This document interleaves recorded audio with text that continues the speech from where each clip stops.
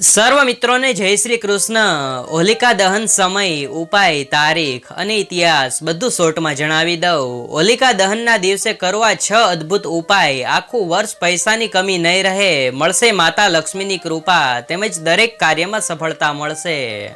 એ અંધકારમય રાત્રિ, એ મોટે મોટેથી વાગતો ઢોલ અને ભળ ભળ સળગી રહેલો અગ્નિ, એ રાત અંધકારમય નહોતી, પણ એ રાત્રિને અંધકારમય બનાવવામાં આવી હતી, જેથી ભક્ત પ્રહલાદ કોઈને દેખાય નહીં અને રાક્ષસ રાજ હિરણ્યકશિપુ પોતે રચેલ કાવતરામાં ખરો ઉતરે, પણ ભગવાન નારાયણથી મોટો કોઈ રક્ષક નથી।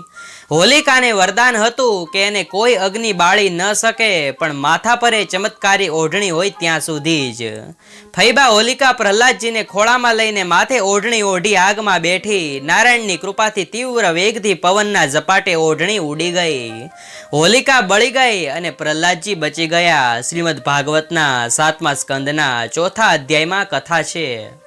આ વખતે હોલિકા દહન 13 માર્ચ 2025ની રાત્રે કરવામાં આવશે। પંચાગ અનુસાર 13 માર્ચે ઉદયા તિથિ ચતુર્દશી છે, પરંતુ પૂર્ણિમા 13 માર્ચે સવારે 10:35 વાગે શરૂ થશે, તે 14 માર્ચે બપોરે 12:24 વાગ્યા સુધી વ્યાપ્ત રહેશે।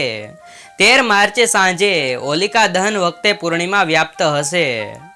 ઘરમાં રહેલી તૂટેલી ફૂટેલી વસ્તુઓ હોળીમાં હોમી દેવી, તેમજ પીળી રાય હોમવી અને લાલ ચૂંદડી ચડાવીને 7 વાર પ્રદક્ષિણા કરવાથી કોઈ જ નકારાત્મક ઉર્જા ઘરમાં પ્રવેશતી નથી અને તેનાથી તમારા ઘરમાંથી ગરીબી દૂર થાય છે અને સકારાત્મક ઉર્જા આવે છે અને દાંપત્ય જીવનમાં મીઠાશ રહે છે। હોલિકા દહનમાં કાળા તલ હોમવાથી બીમારીઓ દૂર રહે છે। હોલિકા દહનમાં લીલી ઇલાયચી અને કપૂર હોમવાથી આખું વર્ષ પૈસાની કમી નહીં રહે। હોલિકા દહનની રાખ લઈને એક વાસણમાં સાચવીને મૂકી દેવી અને કોઈ જરૂરી કામ માટે જાવ ત્યારે તેનો ચાંદલો કરીને જવાથી કાર્ય સફળ થશે। તમે આ ઉપાય અજમાવશો તો કોમેન્ટમાં જય શ્રી કૃષ્ણ લખો। આ વિડીયોને લાઈક અને શેર કરવાનું ભૂલશો નહીં। આ હોળી તમારા માટે સુખ શાંતિ અને ધનલક્ષ્મી લાવે।